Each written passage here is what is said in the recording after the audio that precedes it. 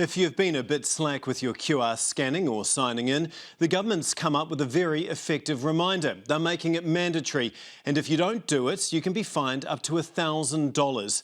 It comes as Newshub can reveal the abysmally low number of contacts from the current cluster who were scanning in before the outbreak.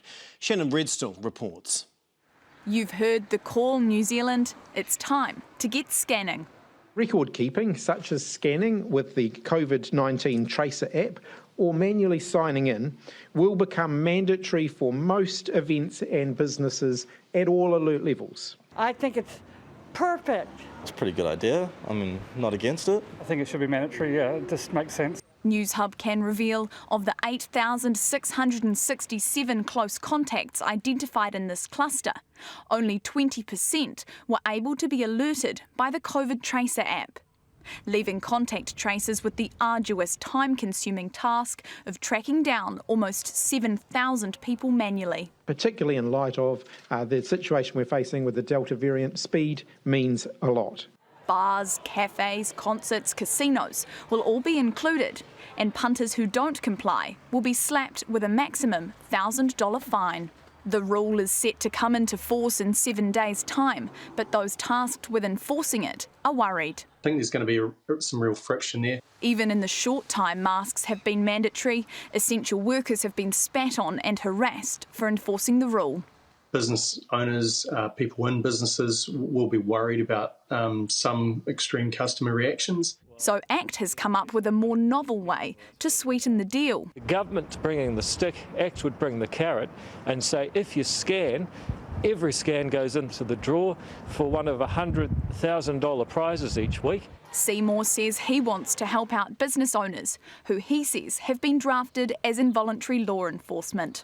Those on the street today had mixed reviews. I don't know whether that's necessary. For a lot of people, that might give them more incentive. Incentive or not, come next Sunday, you won't have a choice. OK, Shannon, you've got some more information about our response to this outbreak.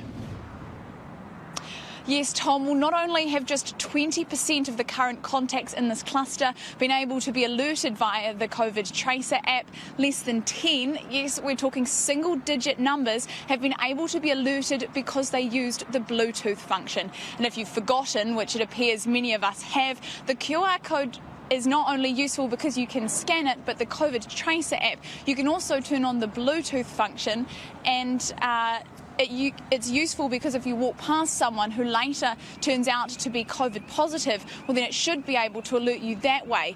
But our use has been so low that so far it's only helped a handful of people.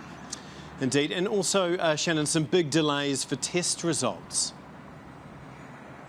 Yes, Newshub's spoken to people in both Auckland and Coromandel who went to get their COVID tests on the very first day of lockdown on Wednesday, but they're still yet to have their results back. We have had a number of record days of testing, but it is causing a backlog, and these people have told me, although they are understanding of that, they're still facing a very anxious wait tonight. Shannon Redstall, thanks very much.